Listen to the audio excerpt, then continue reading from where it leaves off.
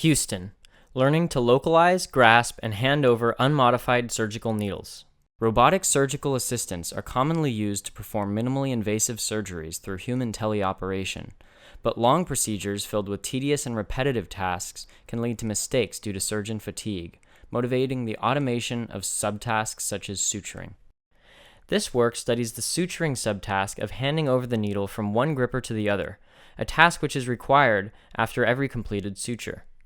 Prior work has studied this subtask using modified needles to estimate their pose via color segmentation, but this is infeasible in clinical practices. This paper introduces the Houston problem, handover of unmodified surgical tool-obstructed needles, and an algorithm with the same name to address it.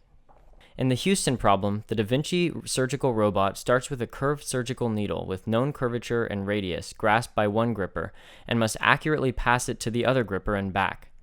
The workspace contains a stereo camera that is inclined and facing the arms and an overhead camera that faces the workspace surface. This problem is difficult due to self-occlusions and the thin profile and reflective surface of the needle that make it difficult to perceive and to manipulate. Additionally, cable-driven surgical robots are imprecise and require closed-loop compensation to correct errors due to cable stretching. Houston introduces a novel active perception approach that first iteratively servos the needle into an orthogonal configuration to provide an accurate pose estimate. Based on this pose estimate, the arm moves the needle to a second configuration that trades off perception and manipulability for handover, then refines the needle pose with another servoing stage. Finally, Houston uses a learn policy to align the grasping arm accurately to the needle and complete the handover. To detect needle poses, the algorithm uses a deep convolutional neural network trained on a combination of real and simulated data to predict segmentation masks on a stereo pair of images.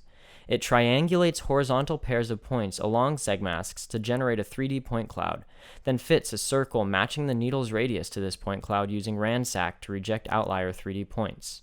To correct for cable stretch-related errors in the arms, Houston uses a policy learned from human teleoperation demonstrations with a deep neural network. Results suggest that Houston is able to achieve a 96% task completion rate when using the needle it was trained on. In this example, Houston completes the task starting from a difficult occluded pose. For needles it wasn't trained on, we see that Houston achieves between a 75% and 93% success rate, despite receiving no additional training on the new needles.